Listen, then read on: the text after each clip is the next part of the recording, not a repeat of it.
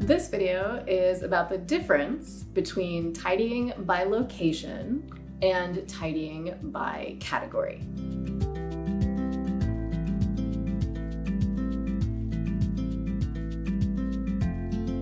In almost every space in which I tidy, I recommend tidying by category, not by location. And there are a couple of exceptions.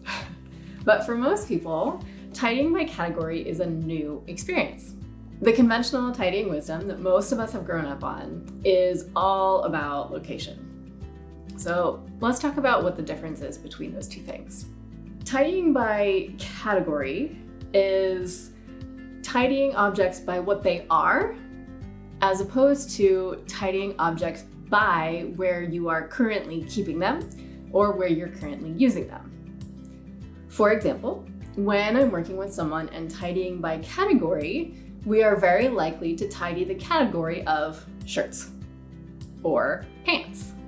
If I was tidying up on my own before I learned about organizing, instead, I would have been more likely to try and tidy closet or bureau. And there is a huge difference between tidying your shirts and tidying your closet, even though shirts are quite likely to be in your closet. For most of us, myself included, before I started doing this professionally, we tidy by location, and it's the only way we've ever done it. Often, when we tidy by location, what'll happen, let's say we're tidying the closet, what'll happen is that we go to the closet, we take out the things that we think we don't need or that we don't need right now, and we move them around. For example, the clothes you haven't been wearing in a while, you might put in the basement. Or you might think the problem with your coats is that they don't fit in the closet and you'll move them to the front closet. When we tidy by category, there's much less temptation to just move things from place to place. When we tidy by category, it also gives us a really clear idea of how much we really own in a category. Sticking with this same example of shirts versus closet.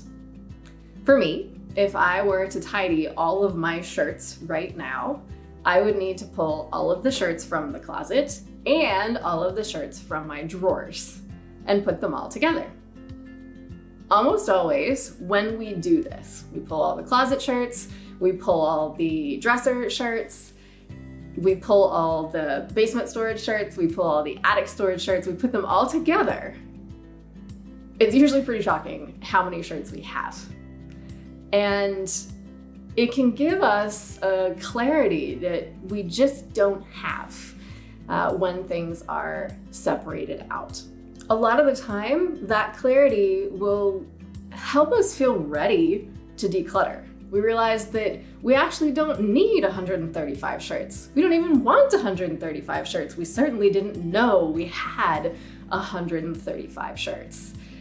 And it's possible that no matter how many times you organized your closet, organized your dresser, organized your basement, you might never have discovered that you were rearranging 135 shirts over and over again, and wondering why your house felt cluttered, no matter how carefully you rearranged them. If these concepts make sense to you and you feel ready to go and organize, great. If that feels like too much, reach out. This is what I do, and I'm happy to help. My website link will be in the comments below.